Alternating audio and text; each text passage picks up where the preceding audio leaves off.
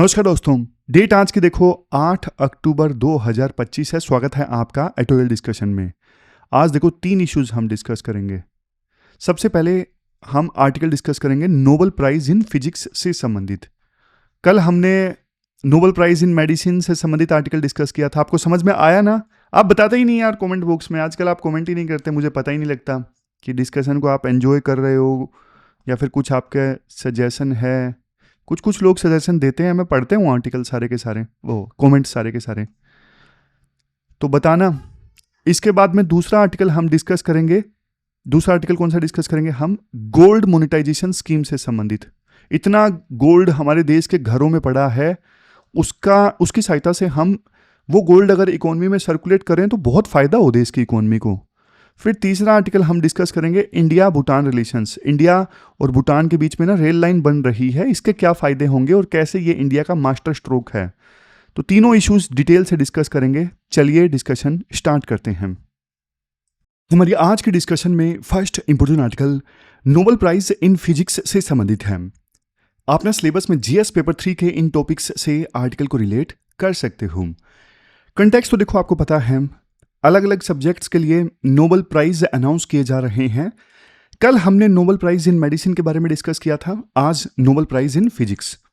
तो इस बार का नोबेल प्राइज इन फिजिक्स इन 3 साइंटिस्ट को दिया गया है, John Clarke, Michael H Devoret और जॉन एम मार्टिनीज। और इन्होंने देखो मैक्रोस्कोपिक क्वांटम मैकेनिकल टनलिंग के ऊपर काम किया है, इस वजह से इनको नोबेल प्राइज इन फिजिक्स दिया गया है। तो क्योंकि साइंस का आर्टिकल है, कल भी हमने बहुत सिंपल लैंग्वेज में समझा था, आज भी हम बेसिक्स टू एडवांस चलेंगे। तो सबसे पहले तो देखो आपको ना क्वांटम फिजिक्स के बारे में पता होना चाहिए, तब जाके आपको इन साइंटिस्ट की जो रिसर्च है वो समझ में आएगी। तो ब्रीफ में आपको करूं, देखो फिजिक्स की ना 2 दुनिया होती हैं। एक तो हमारी दुनिया, वो है क्लासिकल फिजिक्स। हम न्यूटन के 3 लॉज पढ़ते हैं, जैसे हर एक रिएक्शन के पीछे एक इक्वल रिएक्शन होता है, कोई बॉल जा रही है तो जा रही है, अगर कोई फोर्स उसे रोकेगी नहीं, ये सारी चीजें हम पढ़ती है ना। तो ये क्लासिकल फिजिक्स की दुनिया है। अब क्लासिकल फिजिक्स की दुनिया में ना आप एक क्रिकेट बॉल फेंकोगे तो उसका रास्ता क्या होगा, उसकी स्पीड, सब कुछ प्रेडिक्ट किया जा सकता है, सिंपल। लेकिन देखो इसके विपरीत ना एक और दुनिया है फिजिक्स की, बहुत छोटी दुनिया, एटम्स और इलेक्ट्रॉन्स की दुनिया। इसे कहते हैं क्वांटम दुनिया। और यहां पे न्यूटन के जो रूल्स हैं ना वो फेल हो जाते हैं। यहां पे होते हैं चमत्कार। कैसे कैसे चमत्कार होते हैं वो मैं आपको बताता हूं। क्वांटम फिजिक्स के ना 4 मेन कंसेप्ट्स आपको पता होने चाहिए। सबसे पहले है क्वांटम टनलिंग। आप ना समझ के देखो, एक कमरे में आप बंद हो, अब बाहर निकलने के लिए आपको दरवाजा खोलना पड़ेगा, राइट? लेकिन देखो अगर आप एक इलेक्ट्रॉन होते तो आपको दरवाजे खोलने की जरूरत नहीं पड़ती। बिना दरवाजा खोले आप दीवार को पार करके दूसरी जगह जा सकते थे। आप बोलोगे सर ये कैसे, कोई इलेक्ट्रॉन कोई भूत थोड़ी ना होता है। लेकिन देखो इसी चमत्कार को कहते हैं क्वांटम टनलिंग। ये देखो इसलिए होता है क्योंकि देखो क्वांटम लेवल पे ना कोई भी पार्टिकल एक जगह पे फिक्स नहीं होता, उसकी पोजीशन एक प्रोबेबिलिटी वेव होती है और उस वेव का कुछ हिस्सा ना दीवार के पार भी एग्जिस्ट करता है। तो ये जो पार्टिकल्स है ना इलेक्ट्रॉन जैसे, क्वांटम लेवल पे ये भूत की तरह काम करते हैं। दरवाजा वगैरह ओपन करने की आवश्यकता नहीं है, कमरे के अंदर है और दीवार पार करके आगे जा सकते हैं।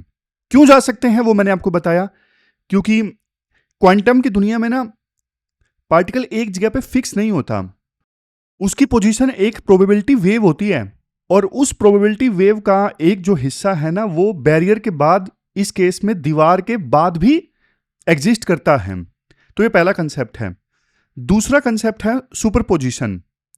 मतलब एक जिस्म 2 जगह, जैसे आपको एग्जांपल देता हूं, आप एक सिक्का उछालोगे तो देखो जब तक सिक्का नीचे नहीं गिरता है जमीन पे तब तक हेड भी हो सकता है और टेल भी हो सकता है। जब तक सिक्का जमीन पे नहीं गिरा है, जमीन पे गिरने के बाद तो अलग बात है, आपने जमीन पे गिरा और उठा के देख लिया हेड है या टेल है, लेकिन हवा में तो दोनों हो सकते हैं ना।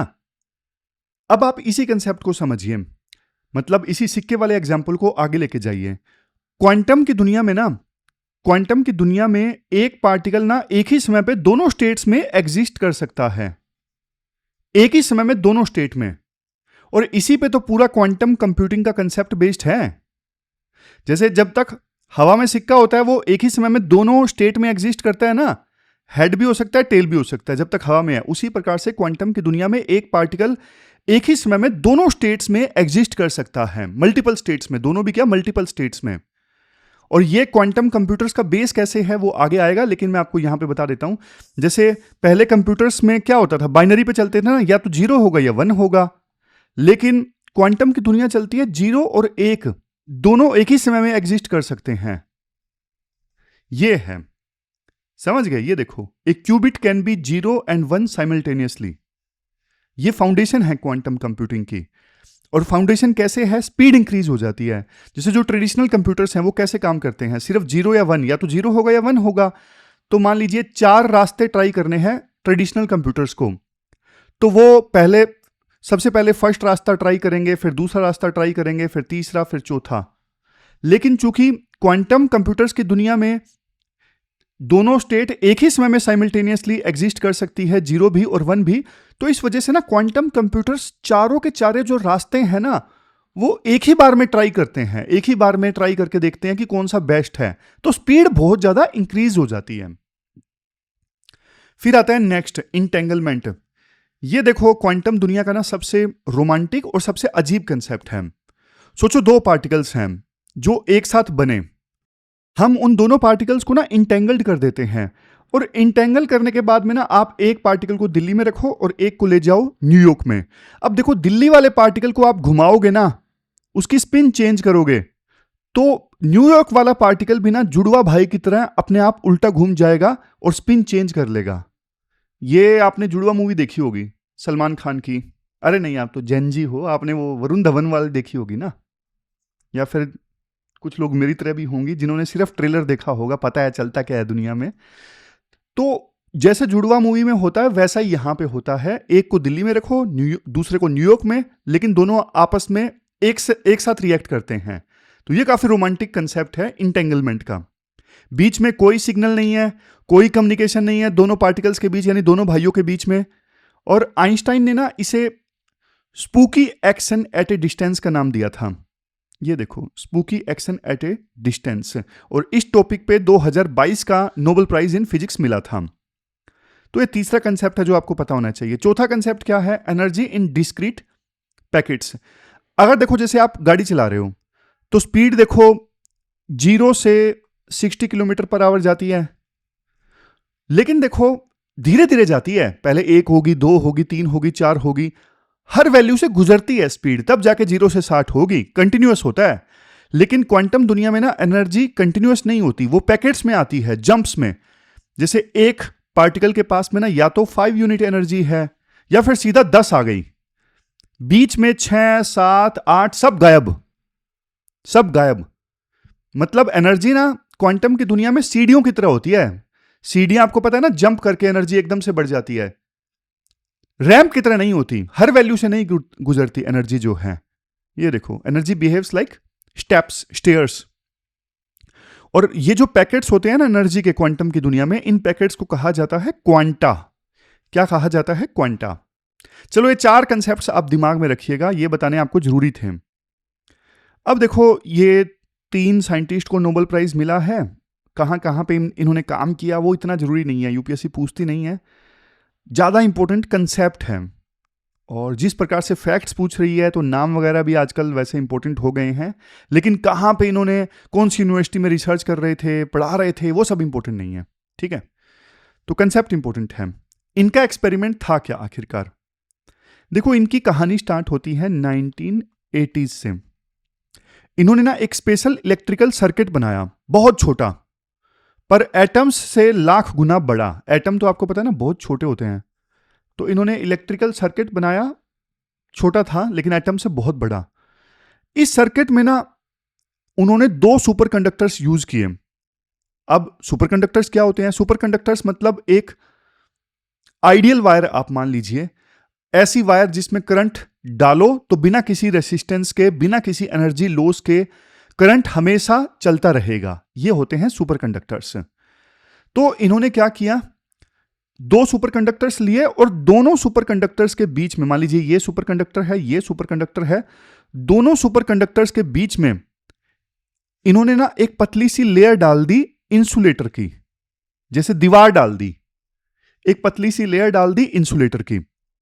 तो सिचुएशन ऐसी थी कि एक तरफ सेमीकंडक्टर घूम रहा है और दूसरी तरफ सेमीकंडक्टर घूम रहा है और दोनों के बीच में है इंसुलेटर। समझ गए?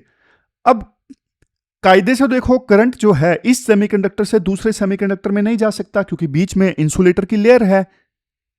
करंट दीवार को पार नहीं कर सकता ना, क्लासिकल फिजिक्स तो यही बोलती है। लेकिन जैसे मैंने आपको शुरुआत में बताया, क्वांटम की दुनिया अलग है, क्वांटम की दुनिया अजीबोगरीब है। तो यहां पे जब इन्होंने ये एक्सपेरिमेंट किया ना, तो यहां पे देखने को मिली टनलिंग। मैंने आपको बताया ना, इलेक्ट्रॉन्स दीवार पार करके दूसरी जगह चले जाते हैं भूत की तरह। तो जब इन्होंने ऐसा किया तो यहां पे टनलिंग देखने को मिली।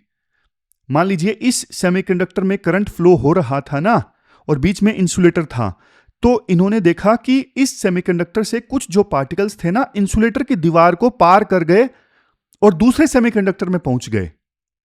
तो ये टनलिंग है, इस सेमीकंडक्टर के पार्टिकल्स दीवार पार करके दूसरी जगह चले गए, दीवार के आर पार टेलीपोर्ट हो गए। समझ गए? तो इन्होंने ना पहली बार ऐसी चीज में टनलिंग देखी जो इंसान ने बनाई थी। इन्होंने पहली बार ऐसी चीज में टनलिंग देखी जो इंसान ने बनाई थी। ये इंपॉर्टेंट है। और दूसरा, इसी एक्सपेरिमेंट में क्वांटाइजेशन कंफर्म हुआ। क्वांटाइजेशन क्या था ये देखो, मैंने बोला ना, एनर्जी पैकेट्स में चलती है क्वांटम की दुनिया में, हर वैल्यू से नहीं गुजरती, सीधी जंप करती है। तो उन्होंने नोटिस किया कि उनका सर्किट ना, इन्होंने ऑब्जर्व किया कि इस एक्सपेरिमेंट में उनका सर्किट एनर्जी को ना कंटिन्यूअस एब्जॉर्ब नहीं कर रहा था, बल्कि वो डिस्क्रीट पैकेट्स में एनर्जी ले रहा था, बिल्कुल सीढ़ियों की तरह, जैसा क्वांटाइजेशन में होता है।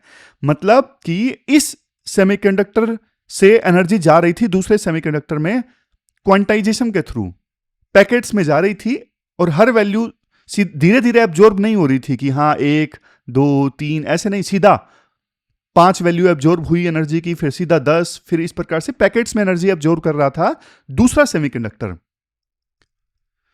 तो ये देखो, इन्होंने जो एक्सपेरिमेंट किया ना, ये यूं कह सकते हो यूरेका मूवमेंट थी। क्यों? क्योंकि क्वांटम मैकेनिक्स के रूल ना मैक्रोस्कोपिक सिस्टम में ना पहली बार देखे गए।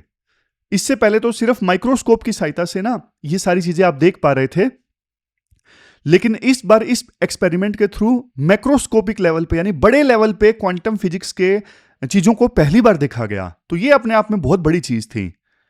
अब आते हैं सबसे बड़े इंपॉर्टेंट सवाल पर, इस डिस्कवरी का रेलेवेंस क्या है? देखो, इस एक्सपेरिमेंट ने आने वाले 40 सालों का ना सबसे बड़ा रेवोल्यूशन की नींव रख दी, और वो है क्वांटम कंप्यूटिंग।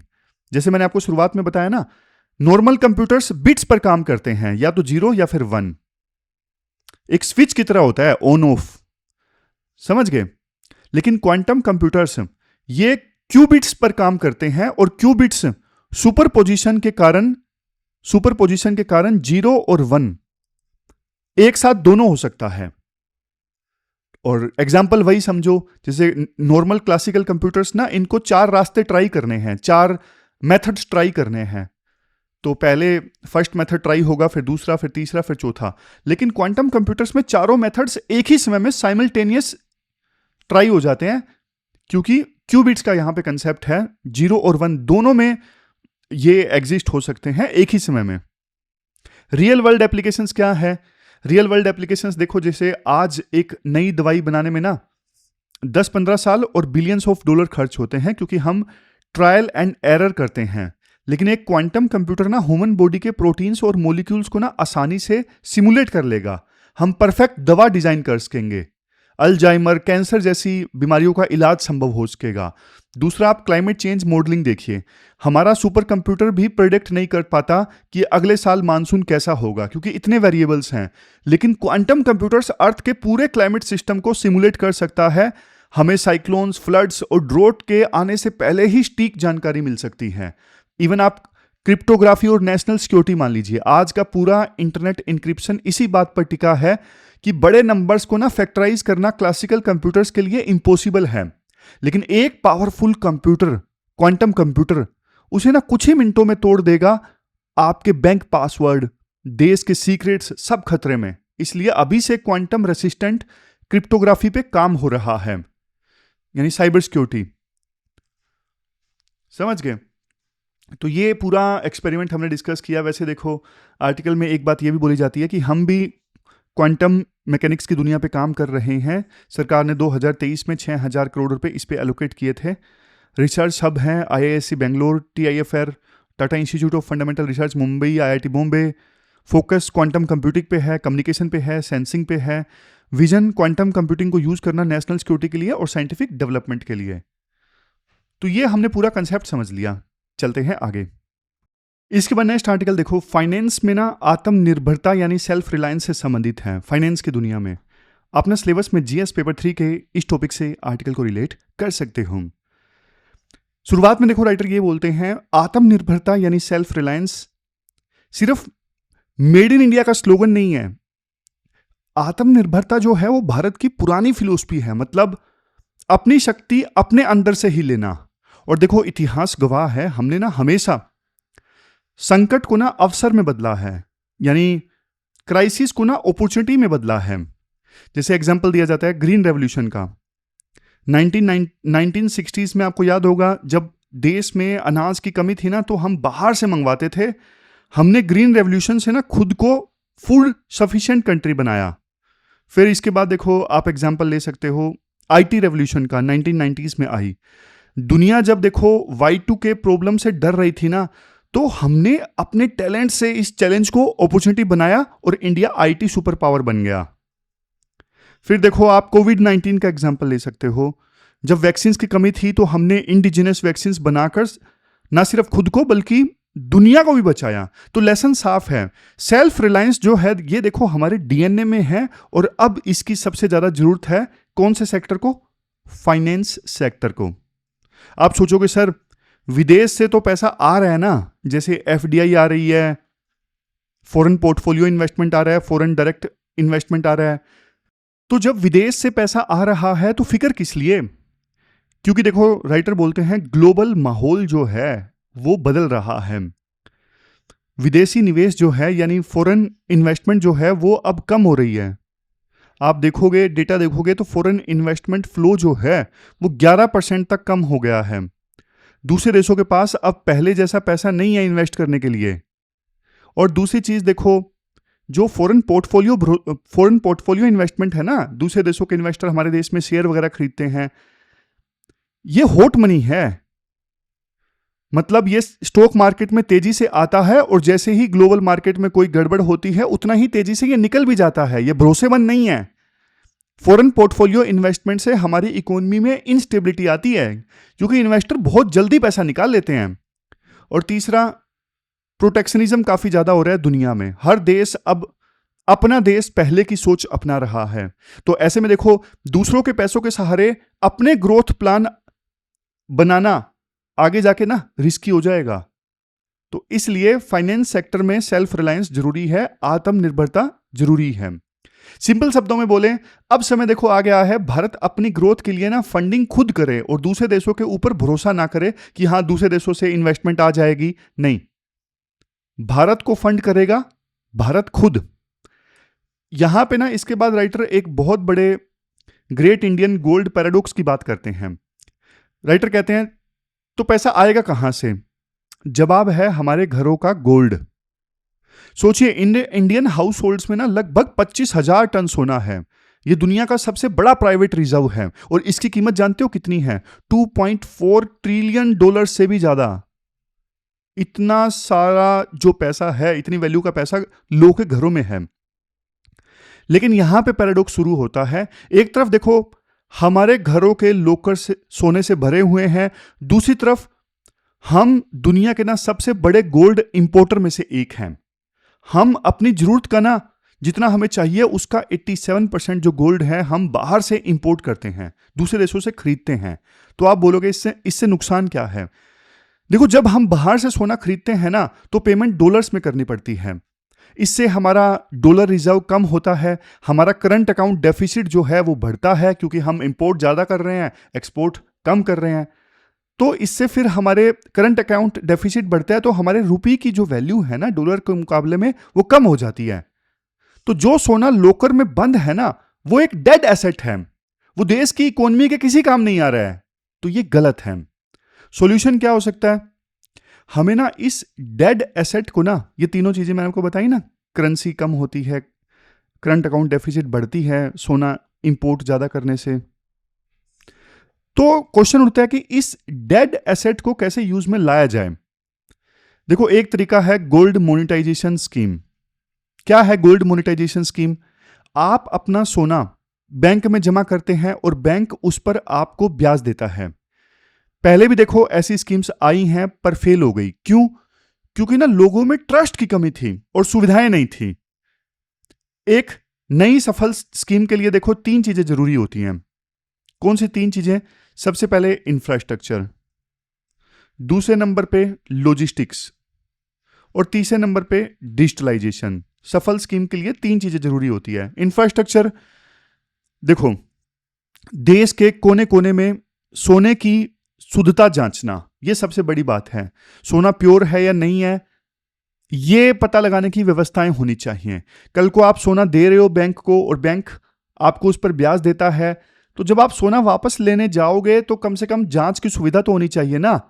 तो गोल्ड जांच के लिए ना ट्रस्टेड सेंटर्स बनाने होंगे। दूसरा, गोल्ड मोनेटाइजेशन स्कीम्स देखो तब सफल होंगी जब एक ऐसा सिस्टम हो जहां पे बैंक सिर्फ पैसा संभाले और स्पेशल एजेंसीज सोने को सुरक्षित तरीके से हैंडल करें। दोनों अलग अलग हों, बैंक सिर्फ पैसा संभाले और सोना संभालने के लिए अलग से सुरक्षित एजेंसीज। तीसरा, डिजिटलाइजेशन। आपको ना एक मेंटल बैलेंस अकाउंट मिले जिसे ना आप मोबाइल ऐप पर आसानी से देख सकते हो कि आपका कितना ग्राम सोना बैंक में जमा है। ये सब कुछ आप जब देख सकोगे, जैसे आप पैसे के बारे में देखते हो कितना पैसा मेरा बैंक में जमा है, तो लोगों में ट्रस्ट डेवलप होगा। लेकिन देखो सबसे जरूरी जानते हो क्या है? सबसे जरूरी है ट्रस्ट। और यह विश्वास तब बनेगा जब सोना जमा करने पर जीएसटी या कोई स्क्रूटिनी का डर ना हो। क्योंकि अभी आप सोना जमा करोगे ना, सरकार बहुत क्वेश्चंस पूछेगी, कहां से आया बताओ, इनकम टैक्स दिया नहीं दिया, जीएसटी दिया नहीं दिया, बहुत सारे क्वेश्चन सरकार पूछेगी।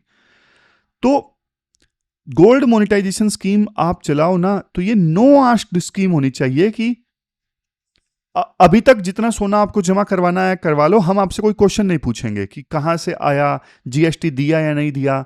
तो लोग ना बिना डर के फिर अपना सोना जो है वो बैंकों में जमा करवा सकेंगे। इसका फायदा क्या होगा? देखो अगर ये स्कीम सफल होती है ना, अगर ये स्कीम सफल होती है तो भारत की इकोनॉमी ट्रांसफॉर्म हो सकती है। लोगों को ना सस्ता पैसा मिलेगा, मतलब इस स्कीम से मिलने वाला कैपिटल विदेशी कर्ज से सस्ता होगा, लोगों को उनके सोने का ब्याज मिलेगा, पैसा आएगा लोगों के पास में, लोग पैसा खर्च करेंगे और देश का सोना देश के अंदर ही सर्कुलेट करेगा तो बाहर से हमें कम खरीदना पड़ेगा, इंपोर्ट कम वैल्यू का होगा तो करंट अकाउंट डेफिसिट ठीक हो जाएगा, रुपये की वैल्यू स्टेबल होगी, कम नहीं होगी। और सबसे बड़ा फायदा यह है कि पैसे से हम हाईवेज, हॉस्पिटल्स, फैक्ट्रीज और स्टार्टअप को फंड कर पाएंगे क्योंकि डॉलर में पेमेंट नहीं करनी पड़ रही है बाहर से सोना खरीदने के लिए। तो इस प्रकार से राइटर पॉइंट बोलते हैं। तो आर्टिकल देखो सिर्फ सोने की बात नहीं कर रहा है, माइंडसेट शिफ्ट करने की बात कर रहा है। और भारत कैन फंड भारत, जो शुरुआत में हमने पॉइंट डिस्कस किया था ना, वो पॉसिबल है इस चीज से। ये सारे बेनिफिट्स हैं जो हमने डिस्कस किए। तो ये पूरा आर्टिकल हमने डिस्कस किया। चलते हैं आगे। इसके बाद नेक्स्ट आर्टिकल देखो इंडिया भूटान रिलेशंस से संबंधित है। आप ना सिलेबस में जीएस पेपर सेकंड के इस टॉपिक से आर्टिकल को रिलेट कर सकते हो। सबसे पहले देखो कंटेक्स्ट, 29 सितंबर को ना भारत सरकार ने एक बहुत बड़ा ऐलान किया। क्या था ऐलान? भारत अब भूटान के साथ जुड़ेगा रेल लाइंस के थ्रू भी। मतलब हम भूटान के साथ ना 2 क्रॉस बॉर्डर रेल लाइंस बना रहे हैं। सोचो, भूटान देखो एक लैंडलॉक कंट्री है।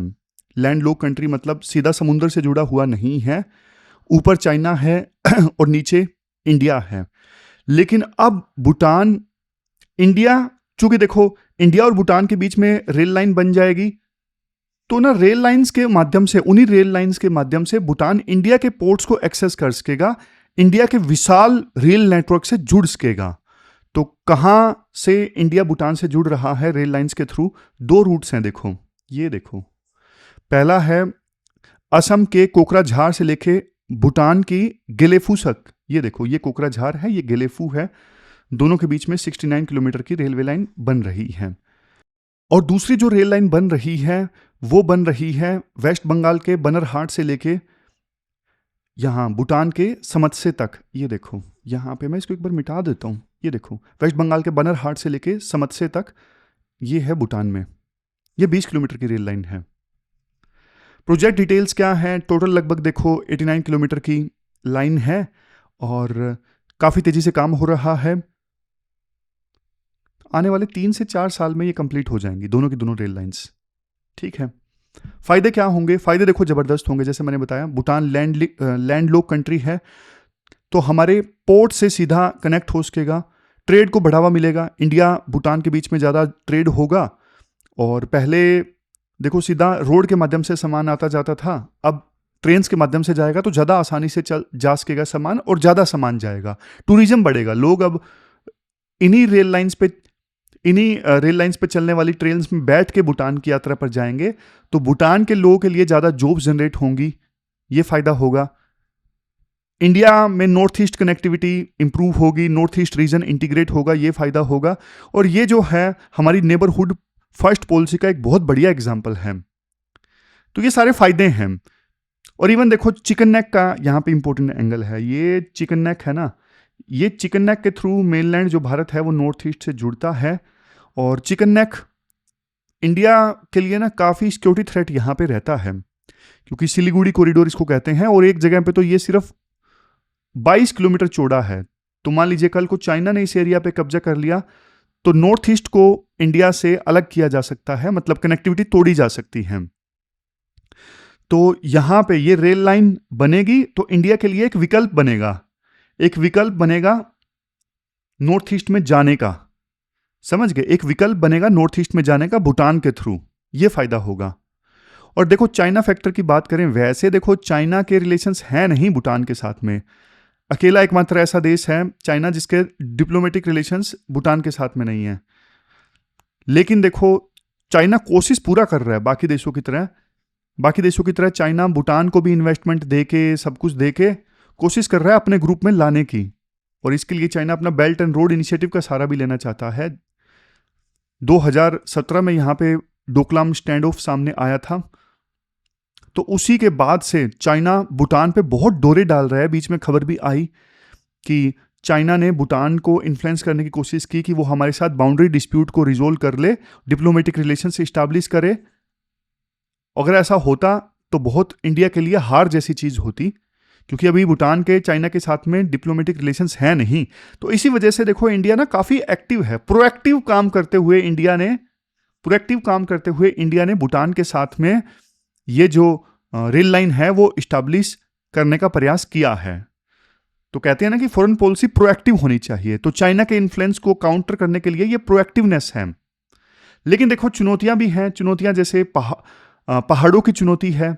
भूटान में पहाड़ी रीजन है, वहाँ से रेल लाइन गुजरेगी तो बढ़िया इंजीनियरिंग चाहिए। सिस्मिक जोन भी है, वहाँ पे भूकंप वगैरह आ सकता है, तो बढ़िया इंफ्रा तैयार करना पड़ेगा। और जमीन अधिग्रहण की भी दिक्कत आती है भारत में। तो देखो, खास करके जब भी कोई प्रोजेक्ट इस्टेब्लिश करना होता है ना, लैंड एक्विजिशन की बड़ी दिक्कत होती है, तो ये चैलेंज रहेगा। फिर 4000 करोड़, देखो वैसा तो इतना नहीं है, लेकिन कई बार ब्यूरोक्रेसी फाइलों में अटका देती है प्रोजेक्ट्स को, तो ऐसा नहीं होना चाहिए। प्रोजेक्ट्स जल्दी से जल्दी इस्टेब्लिश होना चाहिए। फिर देखो, रोजमर्रा की बहुत ज़्यादा परेशानियां होंगी। रेल लाइन के थ्रू भूटान कनेक्ट हो भी गया तो सिस्टम देखो बहुत कॉम्प्लेक्स है। भूटान में जो सिग्नलिंग वगैरह होगी, इंडिया में अलग सिग्नलिंग वगैरह है, तो चीज़ें ना स्टैंडर्डाइज करने में दिक्कत आएगी। समझ गए? भूटान में जो ट्रेन चलती है वहाँ पे अलग सिग्नल सिस्टम है, हमारे यहाँ पे थोड़ा ट्रेनें अलग सिग्नल वगैरह यूज़ करती हैं। लेकिन ये चीज़ें एक लेवल के बाद मैनेज की जा सकती हैं। और देखो, भूटान की वैसे अपनी डोमेस्टिक पॉलिटिक्स है, वहाँ की सरकार या लोगों के जो सेंटिमेंट्स हैं वो बदल सकते हैं। कल को वो बोलें कि हमें इंडिया के साथ में रेल लाइन नहीं चाहिए, फिर इंडिया क्या करेगा? तो ये भी दिक्कत है। लेकिन कुल मिला के देखो, भूटान के साथ जो रेल लाइन है ना, हमने सिग्नल दिया है एक प्रकार से कि इंडिया प्रोएक्टिव है, अपने नेबर्स का ख्याल रखता है, क्योंकि फंडिंग पूरी इंडिया करेगा, फंडिंग पूरी इस प्रोजेक्ट की इंडिया करेगा। और नेपाल जो, भूटान जो फंडिंग करेगा वो भी इंडिया से गई हुई होगी, लेकिन कहने के लिए भूटान कर देगा। जैसे ना इंडिया भूटान की मदद करता है, 5 ईयर प्लान बनते हैं वहां पे अभी भी, और उनको इंप्लीमेंट करने के लिए इंडिया एड देता है, तो उसी एड में इस रेल लाइन का पैसा भी इंडिया दे देगा। और ये जो रेल लाइन है ना, एक सबूत ये देती है कि इंडिया सिर्फ बोलता नहीं है, इंफ्रास्ट्रक्चर प्रोजेक्ट्स को इस्टेब्लिश भी करता है, लेकिन करना पड़ेगा इसके लिए प्रोजेक्ट्स को इंप्लीमेंट, और पूरे 3-4 साल में, डिले नहीं होना चाहिए। क्योंकि ना यहाँ पे यूं बोल दिया जाता है कि चाइना इंफ्रास्ट्रक्चर के मामले में बहुत तेज है, बोलने के 1-2 सालों के अंदर इंप्लीमेंट हो जाती हैं चीज़ें, लेकिन इंडिया के लिए कहा जाता है कि इंडिया बड़े बड़े वादे तो करता है, अनाउंसमेंट तो करता है, चीज़ों को इंप्लीमेंट नहीं करता। तो यहाँ पे इंडिया को ध्यान देने की आवश्यकता है। तो ये पूरा आर्टिकल हमने डिस्कस किया। अब लास्ट में ना क्वेश्चन देख लेते हैं। क्वेश्चन देख लीजिए जो आपको अटेम्प्ट करना है। ये गोल्ड मोनेटाइजेशन स्कीम वाला आर्टिकल हमने डिस्कस किया ना, उससे संबंधित आपको क्वेश्चन अटेम्प्ट करना है 250 वर्ड्स में, और 15 मार्क्स का ये क्वेश्चन है। तो ये थी हमारी आज की डिस्कशन। कल मिलते हैं फिर से एक नई डिस्कशन के साथ। तब तक आप अपना ध्यान रखिए, अच्छे से पढ़िए। Thank you very much for discussion.